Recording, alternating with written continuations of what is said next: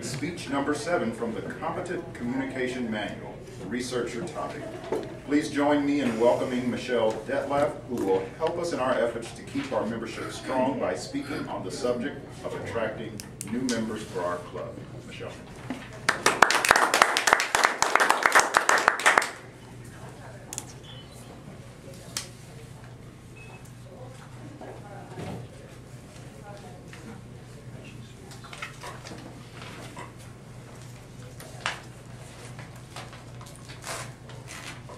I remember when I joined Toastmasters, oh so long ago, that the biggest change that I see is actually in the roster. I want to point out to you that this is a roster printed off of our website for September of '09. It's the second page, and the names that are in orange are those that are no longer with us. They've not renewed their membership. Now this is a roster from this that's very current, and I'm very happy to report that there are much less orange lines, but there's still orange lines. And these members are not with us due to work reasons, due to any type. You know, they could move away, they could get a change in job, they lose interest, they reach their goal, who knows? But our club depends on finding new members. So what do? Now Toastmasters has a rule. In order to even charter a new club, they want you to have a minimum of 20 members. Now I know Tim's been here for a while, and Denny and Denise have been here for a while, and it's really hard to put on a meeting with 5 or 6 people in the room, correct? Yeah. I mean, double, triple, quadruple roles, absolutely. But first and foremost, Toastmasters is an educational program, and I wanted to read to you the mission of Toastmasters for the club.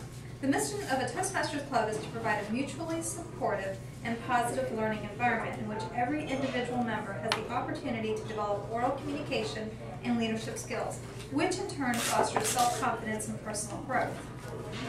Now this mission is in your Competent Communication Manual.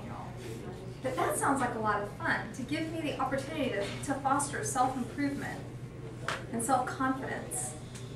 And you can't do that with 3 or 4 people in the room. It's stressful. So what would you rather have? 6 people or 16 people in the room? But I want to share with you a few reasons why it's important for us to attract new members. First of all, we get new ideas, new perspectives, new personalities, Karen.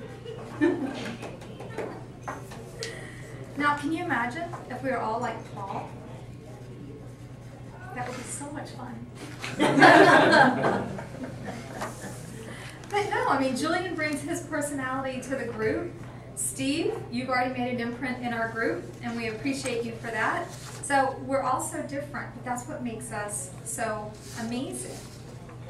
Now, another reason that we want to always attract new members is for our group of leaders. It brings us a new pool of volunteers for our officer positions. Now, Bob is our current Vice President of Membership. Is it his job to attract new members? No, Bob, you're off the hook. That's something that we all do. But I like the resource of members that we have for our leadership positions. Denise, you've made a huge impact in our club with your role as secretary. It has, in my 8 years of being a member here, I've never seen anybody step up to the plate the way that you have. And I've been in that role before. But there just wasn't a clear vision, and you created that clear vision.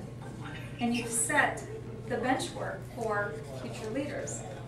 And Desmond, I think you're doing an amazing job to get our club connected with other clubs as our Vice President of PR, and interacting with the Sun Talker newsletter and getting our newsletter and the website and everything, and Denny. I mean, we have such an incredible group of leaders that it's a privilege to be a part of this club.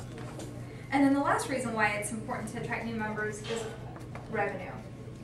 Now, it costs about $300 a year in order for us to do the things that we do here on a weekly basis, with the ballots and the ribbons and the badges and putting on contests and the other miscellaneous expenses that we have. So when we collect dues, that helps our club grow as well, or it gives us the funds that we need to be able to do that. Now, we've already established that it's not only Bob's job to bring in new members, it's all of us. But you know what? How do we do that? Well, I'd like to suggest to you, when was the last time you went to an amazing movie and you just really got into it? Did you tell anybody about it? No, of course not. Kind of kept it to yourself. Well, I'm under the impression that everybody who's here on a weekly basis learns something and enjoys the process. So it's very natural that we would want to tell people about it. Now, Patty, I know that you've been sharing this with your friends, and I truly do appreciate that. And I want you to know, I wanted you to see what you're working towards. When you, after you sponsor 5 members, Toastmasters actually sends you a pin, an appreciation. So there is, Toastmasters is really, it's an educational program, but it also believes in rewarding its members for a job well done.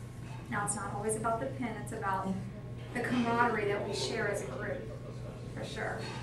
But it's also important to bring in new members for the new ideas. Now, does everybody receive a Toastmasters magazine? Karen, oops, Karen, you're not on the list yet. But I just want to give you some ideas, thank you, on what we can do with the materials that we've been provided. We have brochures that the club actually gets for free, and it has our information on the back. You can give these out. You can put them in offices, maybe in your office, or in the offices that you do business with locally around here. The magazine can be paid forward. The next time you go to your doctor's appointment, of course, take off your information and maybe put a sticker on top, and then put the magazine there. But there are so many resources. We have business cards that we've handed out, and we've actually received a lot of new members because of these business cards. I think a lot of us are in business for ourselves, and we do a lot of networking and things like that. We can hand out business cards.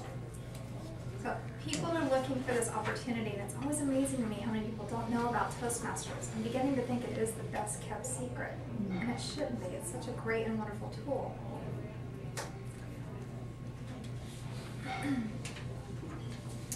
Okay, so we've gone through the trouble of getting people here.